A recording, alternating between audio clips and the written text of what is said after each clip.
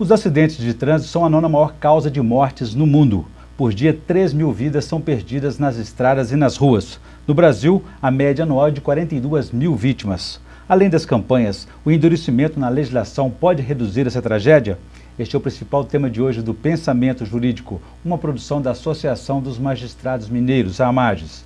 Para falar sobre o assunto e sobre as mudanças recentes na legislação de trânsito, nós vamos conversar com o desembargador José do Carmo Veiga de Oliveira.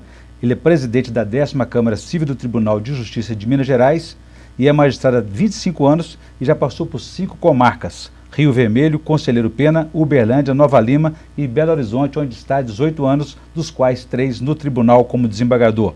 Doutor José do Carmo, obrigado pela presença mais uma vez aqui no Pensamento Jurídico. É com satisfação, eu. Doutor José do Carmo também é professor de Direito Civil e Processo Civil na PUC-MG. Tem vários artigos e obras publicadas em coautoria com os temas reprodução assistida. Nosso tema aqui hoje são essas mudanças na legislação de trânsito. E gostaria de saber do senhor que depois da lei seca, da tolerância zero do álcool ao volante, se agora essa medida aí de punir com mais rigor a questão dos rachas e excesso de velocidade, é por aí? E telespectador, eu tenho uma opinião que talvez nem todos aceitem, mas eu parto sempre da seguinte premissa: o que garante a efetividade da lei não é simplesmente o rigor das penas que ela estabelece, mas o que precisamos ter, na verdade, é a certeza da punição. Cesare Beccaria, em 1750, editou uma obra, então em Marquês de Bonessanha, na Itália. Ele editou uma obra chamada Dos Delitos e das Penas, aos 20 e poucos anos de idade. Portanto, mais de quase 3 séculos. E essa obra é imbatível até hoje, onde ele afirma que não é a quantidade de pena que se deve, evidentemente, temer, mas a certeza de que aquela pena vai ser imposta, por mínimo que seja o castigo. E por que essa pena não chega? Aí nós temos várias questões que precisam ser avaliadas, como, por exemplo, a questão da efetividade da fiscalização. Observe o seguinte: quando entrou em vigor a Lei 9.503, que é o Código de Trânsito que nós temos hoje, originariamente, foi num período de início de férias, se não me engano, de janeiro. E todo mundo foi, como se diz, com o pé alto ao volante, leve. E chegaram ao seu destino e não encontraram fiscalização. Na ida houve uma redução significativa do número de acidentes, mas na volta aquilo se compensou com a falta de fiscalização. Evidentemente que nós conhecemos a estrutura do Estado, sabemos o Estado como um país, sabemos das dificuldades que todas as áreas, todo o setor da administração pública passa, o próprio judiciário não fica de fora disso. Então isso é um fator de inibição, vamos assim dizer, para que isso dê o resultado que se espera. Agora observemos que, a despeito de tudo isso, nós temos que ter a seguinte percepção. Muitas das vezes nós vemos uma blitz em operação e 2 quarteirões antes estão acontecendo infrações que fogem à percepção da blitz. Então fica realmente uma situação em que o Estado não tem condição de se fazer presente em todos os momentos, todos os lugares, ao mesmo tempo em que as infrações estão ocorrendo. E os infratores, por exemplo, motoristas, são obrigados a soprar no bafômetro ou ele pode fugir a essa obrigação? Aí é uma questão fácil de resolver e se tornou fácil com a mudança da lei, no sentido de que essa exigência de soprar, né, o bafômetro, de colher aquele hálito que pode conter a prova efetiva de que a pessoa está embriagada ou sob o efeito de álcool, no caso agora com a tolerância zero, nós observamos o seguinte: as pessoas não estão obrigadas a produzir prova contra si. Isso é um princípio básico. Mas o fato de ela se omitir a soprar o bafômetro não quer dizer que ela não vá ter possibilidade de estar ali exposta à identificação visual de pessoas circunstantes de que ela está realmente sob o efeito de álcool. Seria uma confissão. Seria uma confissão. A própria postura da pessoa já denuncia isso. Agora, ele tem 2 situações, criminal e administrativa. Ele ficaria sujeito a qual delas? A ambas. Na administrativa, a própria autoridade policial ali tem plenos poderes para isso, e a questão penal, pelas consequências que podem advir das suas atitudes. Lesão, atropelamento, morte, nessa sequência. E que relação o senhor faz da impunidade, por exemplo, com o ritmo do judiciário, as dificuldades, o excesso de processos, a carga processual, falta de pessoal? Tudo isso realmente é fato, é inegável, mas nós temos que tomar como referência também, isso é fundamental que se diga, que se afirme, que todos temos direitos de defesa. E de recursos também, né? E o direito de defesa, expressamente constando da Constituição, no artigo 5º, incisos 54 e 55, nós temos ali na questão do direito de defesa pelo próprio direito material e pela lei processual, que nos assegura a amplitude de defesa, os meios e recursos a ela inerentes e, sobretudo, contraditório. Esses crimes podem prescrever? Tem tempo para isso? Existe a possibilidade pela quantidade de pena que se estabelece para cada caso. Aí o risco existe realmente. Nós não podemos definitivamente dizer, não, todos os processos serão julgados em tempo a ponto de evitar a prescrição. Não. Infelizmente, nós não temos a possibilidade de fazer essa afirmação. E o que é complicado também, diante de tudo isso, dessas mudanças, é que o volume de carros aumenta muito, as pessoas circulam, estão em contato com os carros, os riscos de acidentes são muito grandes. Mas eu gostaria que o senhor falasse sobre essas recentes mudanças no próximo bloco, e a gente volta em instantes.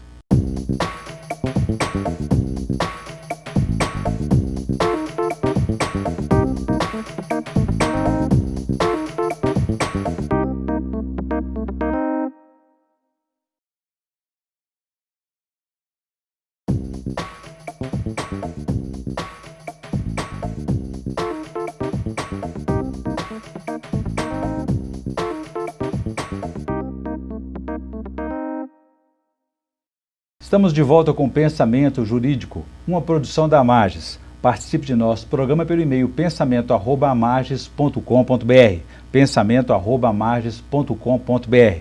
Hoje estamos discutindo as mudanças recentes na legislação de trânsito, que torna penas mais duras para quem pratica excesso de velocidade, participa de rachas e pegas nas estradas e também nas cidades. O nosso entrevistado é o desembargador José do Carmo Veiga de Oliveira, que é presidente da 10ª Câmara Civil do Tribunal de Justiça de Minas Gerais. Doutor José do Carmo, então deixei uma questão para o senhor no bloco anterior a respeito dessas recentes mudanças na legislação aí. O senhor acredita que essa questão do racha, ela realmente é importante ser observada, ser fiscalizada?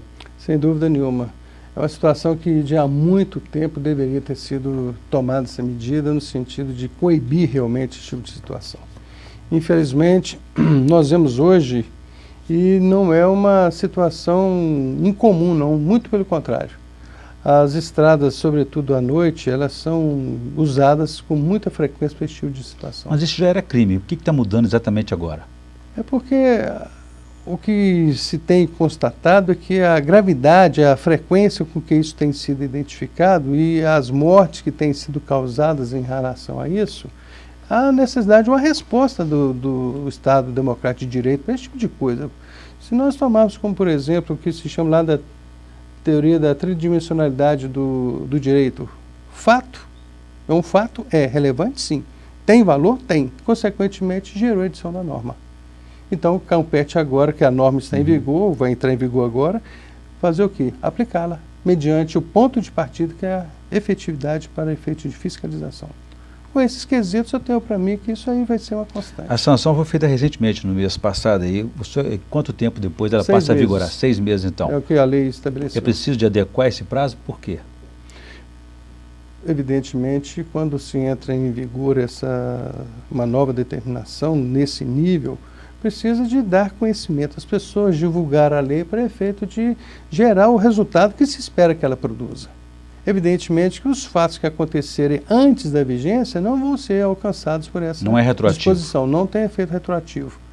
Evidentemente que daqui, a partir do momento que ela entrar em vigor, aí nós vamos ter uma outra realidade onde as pessoas estejam seguras de que, havendo a ocorrência, vai haver efetivamente a punição. Fazendo esse corte aí entre o antes e o depois, como é que ficou a questão das penas?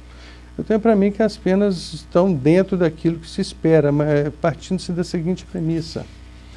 Nós temos que distinguir o dolo eventual do dolo direto. A pessoa, quando se envolve na situação desta, ela não tem o objetivo de causar a morte, mas a morte pode vir. Ela pode alegar que não teve a intenção de matar. Não teve a intenção. Continua sendo um tipo de, uma espécie talvez de homicídio culposo. agravado, em razão da conduta que as pessoas tomam para efeito de alcançar o resultado. Além disso, a questão de ultrapassagens perigosas, manobras perigosas também serão observadas e fiscalizadas. Como caracterizar aquilo que está fora do padrão, fora do limite aceitável? Isso aí é constatação in loco. A autoridade de trânsito vai ter que ser efetiva quando alcançar uma situação desse tipo. Comentei há pouco, ontem indo a Caeté, fui ultrapassado por vários carros à minha direita, no acostamento da 381, sentido Monlevade. Então isso é constatação, é juízo de constatação. Nós, particulares, ainda que eu no exercício da minha função, não tenho poderes para poder anotar a placa de veículos e entregar à autoridade. Porque ela que tem a competência delegada pela lei para poder agir dessa maneira. Isso também é uma manobra perigosa.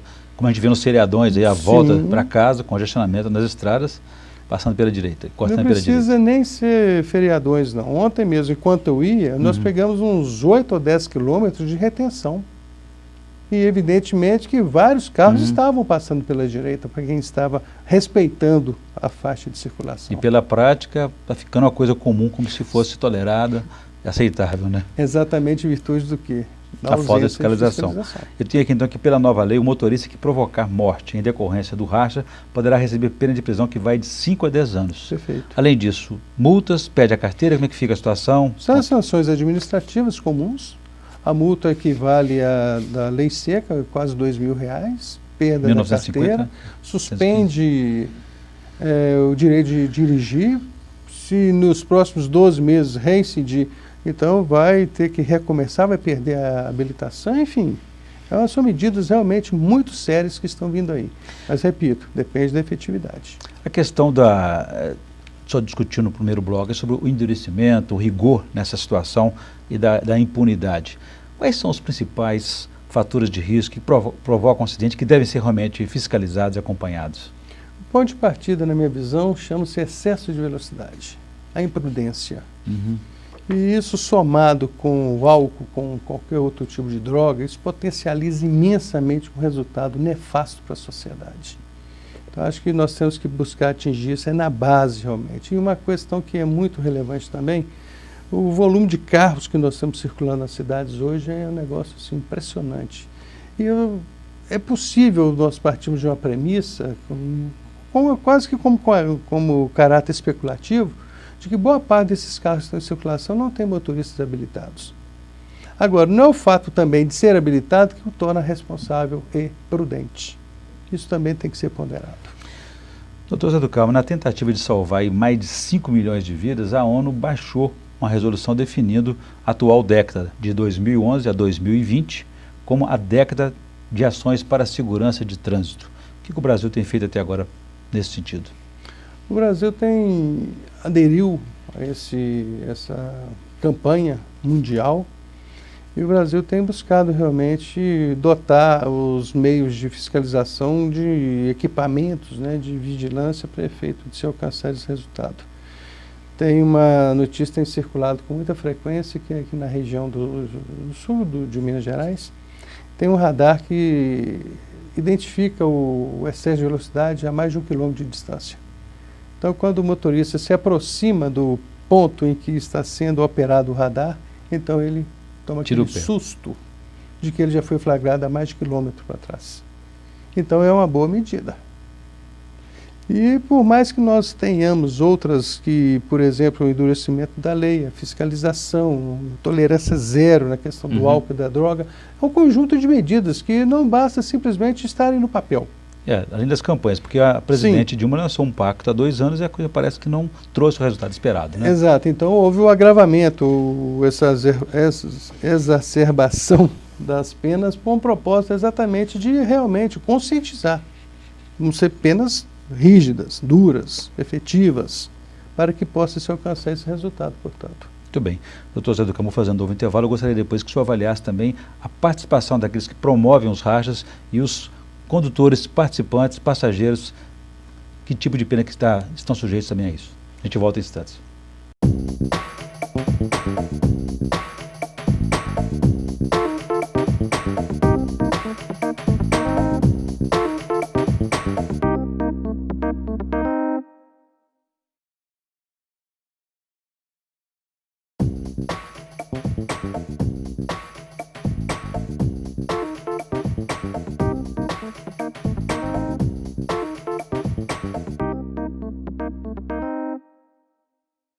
Estamos de volta com o Pensamento Jurídico, uma produção da Marges. Hoje estamos discutindo as recentes mudanças na legislação de trânsito. O nosso entrevistado é o desembargador José do Carmo Veiga de Oliveira, que é presidente da 10ª Câmara Civil do Tribunal de Justiça de Minas Gerais.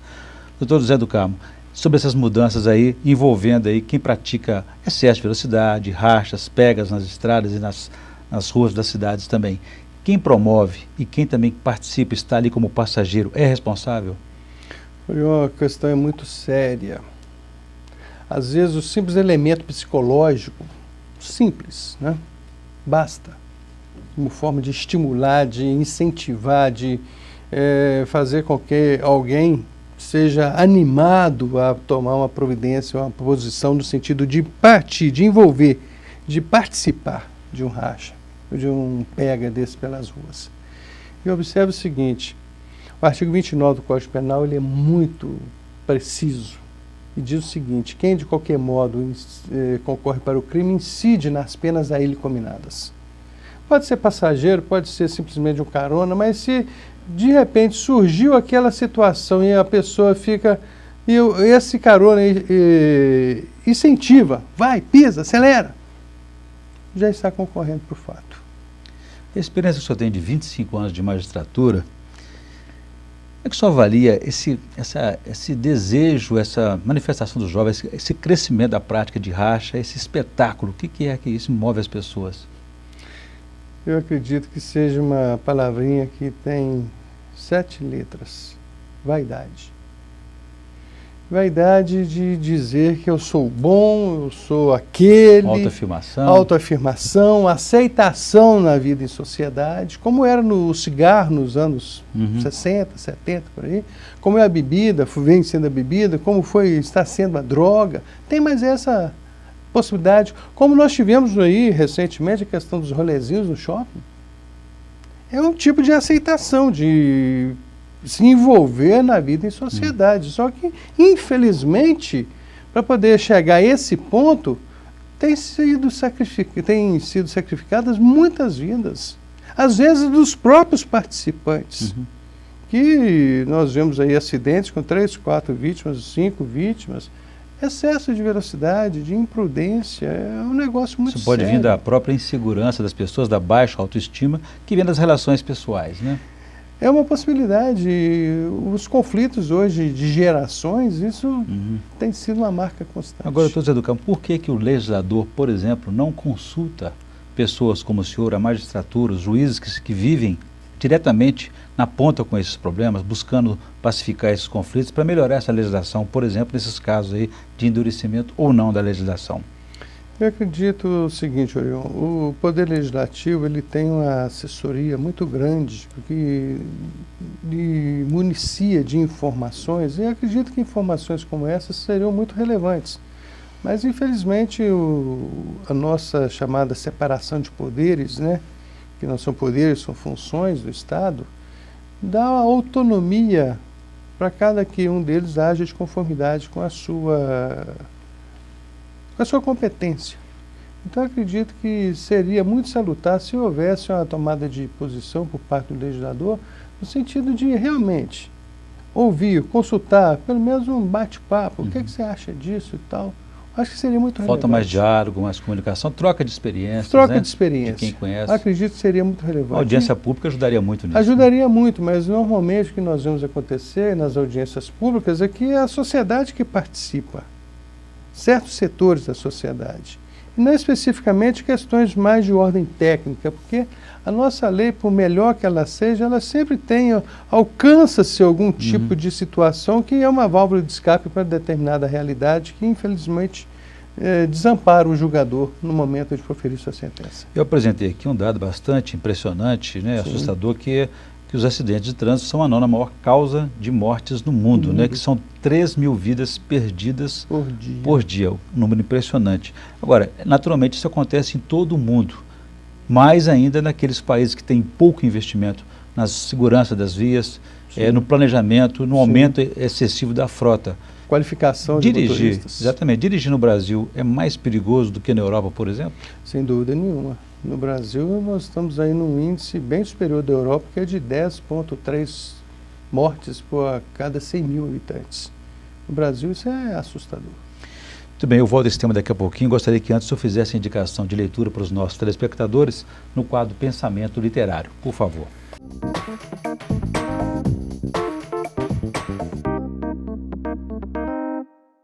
Eu sempre faço questão e insisto, porque eu acredito o seguinte: nós que somos criados em imagem e semelhança de Deus, tudo aquilo que nós compramos hoje no dia a dia, nós temos um manual. E Deus nos deu um manual, a Bíblia. Esse grande manual, se nós buscarmos realmente lê-lo, compreendê-lo, aceitá-lo, vivê-lo, nós não precisaremos ter tantas leis como nós temos hoje. As leis que nós temos hoje são fruto exatamente da inobservância de uma regra básica, que é a convivência entre as pessoas. E Cristo disse que, né, o primeiro mandamento mais importante deles é: amai uns aos outros como eu vos amei. Então, a partir desse momento, nós temos a convicção plena de que o amor pelo próximo reduziria uma série de dificuldades que nós enfrentamos no nosso dia a dia. Leia a Bíblia. Uma boa indicação, como sempre, a Bíblia. Muito obrigado. Doutor Zé do Carmo, voltando aqui à questão do trânsito, né, da segurança no trânsito. Eu falei da experiência de dialogar mais com setores e segmentos como da magistratura, do judiciário, que lidam com isso constantemente. Que sugestões o senhor poderia trazer, acrescentar para essas mudanças? Eu acredito que essa questão ela está, como já disse, insisto, está muito voltada especificamente para a efetividade da fiscalização, para que essa efetividade gere o resultado que a lei pretende alcançar. E se não houver essa tomada de atitude ou uma mudança de postura da administração, evidentemente que isso implica aí em orçamento, implica em mais agentes, mais investimento, mais tecnologia, mais controle da vida no trânsito. Tudo isso são medidas que não adianta você pôr no papel se elas não serão aplicadas. Muitas vezes a discussão sobre a efetividade, sobre o resultado na ponta, cobra-se do judiciário pela questão da morosidade, mas o sistema de justiça não é formado só pelo juiz, não é isso? Exatamente. Nós temos todo esse aparato que vem, se houve uma ocorrência, tem a Polícia Civil, Polícia Militar, tem a Polícia Civil, tem Ministério Público, tem Judiciário, tem toda essa gama de medidas que precisam ser tomadas, assegurar sobretudo o direito de defesa dos acusados, para que então nós possamos, para tornar legítima a nossa decisão, ela tem que ser legitimada por todos esses elementos que precedem essa decisão. Acho que eu já disse, ninguém gostaria de ser julgado sem ser ouvido. Evidentemente, para ser julgado, tem que ser ouvido, tem que ter o direito de defesa, e isso está na nossa Constituição. E o juiz nem está sempre diante do fato para poder dizer quem errou realmente, quem cometeu. Mas para isso temos a prova testemunhal, que agora também está alcançada aí, está prevista para efeito de fazer todo tipo de prova necessário para fazer com que os fatos sejam reconstituídos desde o momento da sua ocorrência. Muito bem. Eu conversei aqui com o desembargador José do Carmo Veiga de Oliveira, que é o presidente da 10ª Câmara Civil do Tribunal de Justiça de Minas Gerais. E discutimos aí sobre as mudanças recentes na legislação de trânsito e sobre a causa que são os acidentes de trânsito, a 9ª maior causa de mortes no mundo. Doutor Zé do Carmo, obrigado pela entrevista mais uma vez aqui no Pensamento Jurídico. Eu com satisfação. Muito obrigado pela oportunidade. Nós é que agradecemos e vamos ficar por aqui. Se você quiser participar, escreva para pensamento@amages.com.br. Obrigado e até a próxima.